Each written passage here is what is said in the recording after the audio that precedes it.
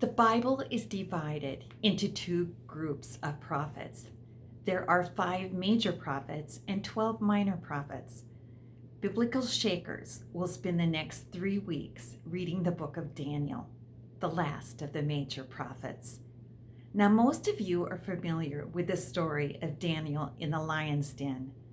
Well, after reading the entire book, you will understand Daniel's true loyalty and the faithfulness to his God. Our world today seems to be bombarded with tragedies, including fires, pandemic, earthquakes, hurricanes, war, political issues, and fighting and shootings. This may cause many people to think that God is absent. Where is God? Well, 25 centuries ago, Daniel could have despaired after being sent to a foreign land, surrounded by idolaters with a completely different culture. But despite the circumstances, Daniel knew that God was sovereign and was working out his plan for him and his nation. Daniel was written with the purpose to give a historical account of the faithful Jews who lived in captivity, and to show how God is in control of heaven and earth, directing the forces of nature, the destiny of others, and the care of his people. Daniel means God is my judge, and was written by him, recording events about 605 to 535 BC. During his captivity in Babylon, he served 60 years under 4 different kings. As we begin the book, we learn about the history at that time and Daniel's godly integrity with interpretations of the dreams and visions of others. The book ends with Daniel sharing his own visions from God and shares with us the meaning.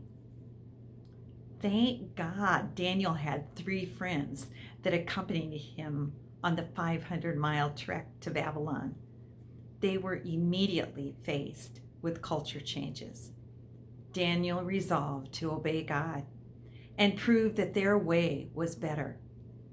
The hand of God helped him stand strong and helped change the heart of even one of the officials. As God's people, we may adjust to our culture as long as we do not compromise God's laws. And remember that it is easier to resist temptation if you have thought through your convictions well before the temptation arrives. Chapter 2 is filled with a story about the king's dream, the interpretation, and the fulfillment. At this time, dreams were considered to be messages from God, and the wise men were expected to interpret them. Daniel took time to pray and ask for the vision to be revealed. Then, before Daniel told the king anything, he gave credit to God, explaining that he did not know the dream through his own wisdom, but only because God revealed it. The week comes to a close with the incredible story of 3 men who would not deny their faith and so saved their lives after being thrown into a fiery furnace. God was glorified and they were rewarded. Let us determine to be true to God, no matter how difficult the pressure or punishment. God's protection transcends anything we can imagine. Devotions this week for these great stories are written by Jane and Kristen. Remember, Biblical Shakers will make reading the Bible more enjoyable for you. I pray that the Lord will put a hunger on your heart.